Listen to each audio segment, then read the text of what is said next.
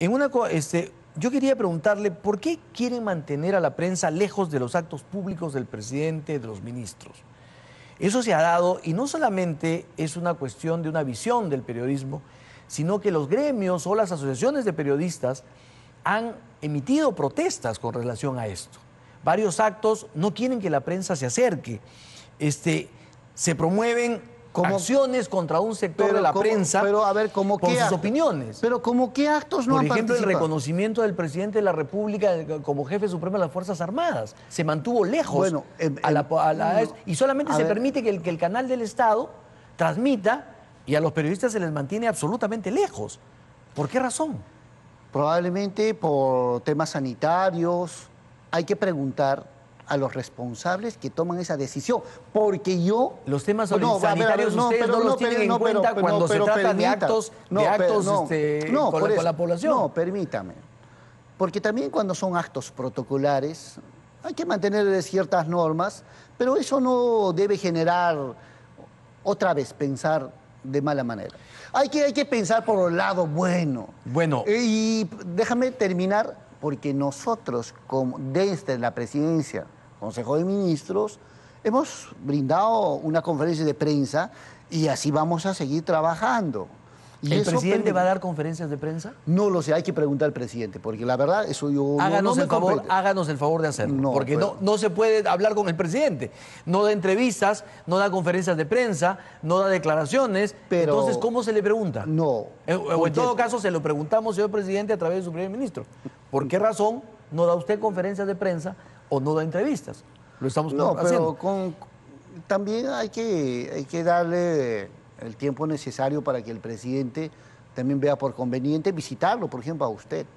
Bueno, me parecería muy bien. Pero mi pregunta también iba porque se promueven acciones o se realizan acciones contra un sector de la prensa por sus opiniones. O usted, por ejemplo, dice en una conferencia de prensa, con la malicia que usted mismo le critica a los demás, dice que la prensa, un sector de la prensa tiene una actitud obstruccionista.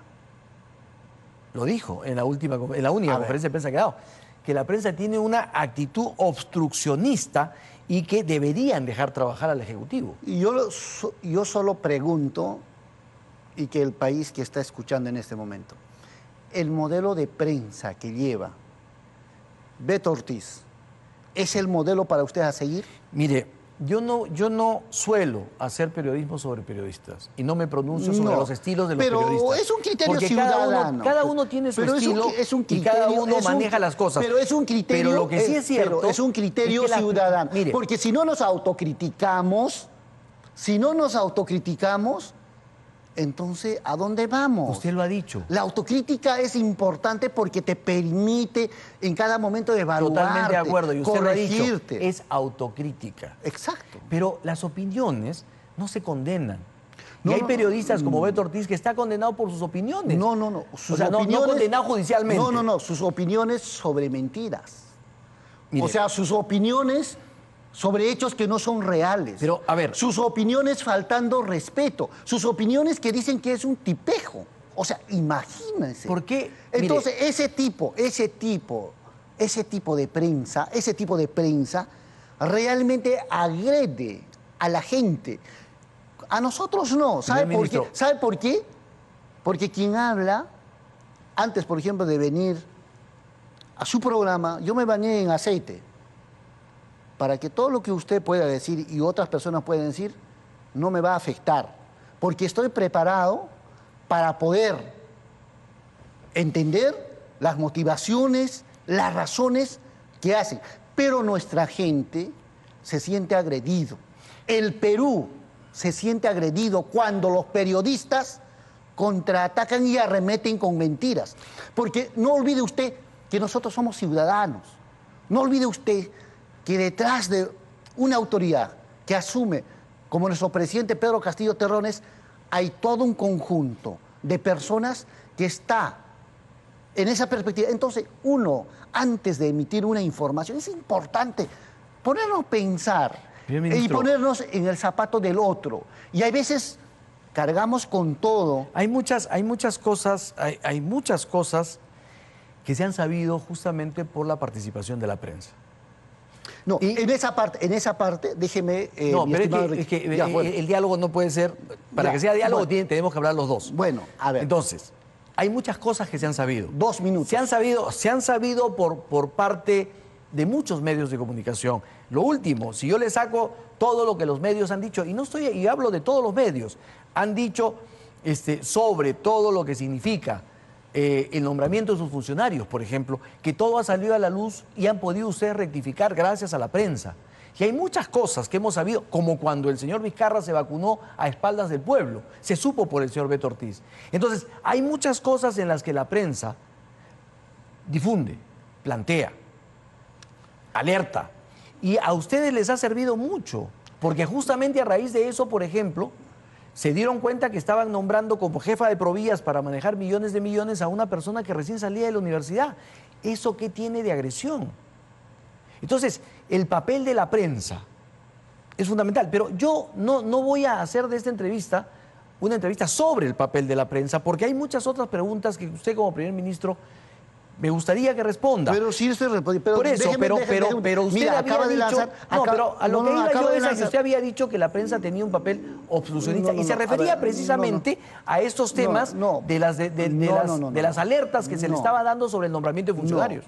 Es que cuando la prensa arremete contra el gobierno, contra el Ejecutivo, y no le da ni siquiera un segundo para que pueda... Está usted acá casi toda una hora. Va a estar usted acá casi toda una hora. Me refiero... Le hemos pedido al señor presidente que le entreviste. No. Me refiero un segundo, no para una entrevista, sino un segundo que permitan ubicarse, desarrollar, avanzar y empezar.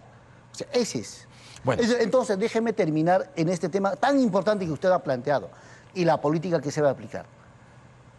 Cuando el periodismo es profesional, cuando el periodismo es imparcial, cuando el periodismo investiga y cuando el periodismo informa a la población y no desinforma, ¿sabe? Es la principal herramienta para combatir a la corrupción. Los medios de comunicación son los aliados principales de un gobierno democrático, de un gobierno que lucha contra la corrupción. Porque yo, por ejemplo, con la responsabilidad que tengo, no voy a estar de cada funcionario detrás, pero la prensa tiene ese papel. Entonces, eso es lo que hay que recuperar. Lo que tenemos que hacer en este momento, la prensa, es, por ejemplo, a mucha prensa hay que quitarle su camiseta de Fuerza Popular y que entren al escenario de la objetividad. Porque todavía hay tufillo del proceso electoral. Lamentablemente tengo un tiempo para este programa, entonces no puedo darle todo el tiempo que yo quisiera. Pero yo quiero, a lo que me refería es, usted llamó obstruccionista a la prensa porque la prensa le habló de los funcionarios que se estaban nombrando ahora. Un momentito. Ahí fue, usted dijo, deben dejar trabajar al Ejecutivo y la prensa no debe tener una actitud obstruccionista. O sea, ¿qué querían? Que poder nombrar a quien sea y que la prensa no diga nada. No. Usted lo dijo en su conferencia de prensa. A ver, déjeme terminar, y eso es importante. Sí, todo es importante, primer ministro, pero mire la cantidad de preguntas que tengo. Pero te voy a dar otra oportunidad. Continuamos el próximo domingo. Continuará. Bueno, pero a ver, déjeme terminar. Usted me ha dicho que le va a decir al presidente Castillo que venga. No, déjeme terminar esto. ¿Cuán importante es? Cuando la prensa miente y dice que mi persona ha estado en un campamento de Sendero Luminoso, esa es mentira. Eso es una actitud obstruccionista. Generar noticia, déjame terminar, generar noticia sobre hechos falsos. A ver, sobre especulaciones. Yo no estoy indicando. No tengo todo el tiempo del mundo, ya se me está pasando, pero usted también. Recién estamos empezando. Usted también ha tenido, por ejemplo, opiniones, ¿no es cierto?, que han sido consideradas homofóbicas, y opiniones que le han significado una investigación de la Fiscalía, no de la prensa, de la Fiscalía. Pero no, esas opiniones, escenario que se ha aprendido en el proceso electoral. ¿Quién saca de esas noticias? A propósito, ¿usted ha pedido disculpas por esas frases? Why should you invest in stocks on eToro? With eToro, I can invest in stocks with Por supuesto. No. No. En el mensaje. No. En ningún momento dice que usted se disculpó. Y dicen que esa fue una exigencia de don Pedro Franque para aceptar integrar el gabinete. A ver. Mira, ese es el problema. Siempre en cada escenario el chisme viene por ahí. Bueno. Dice.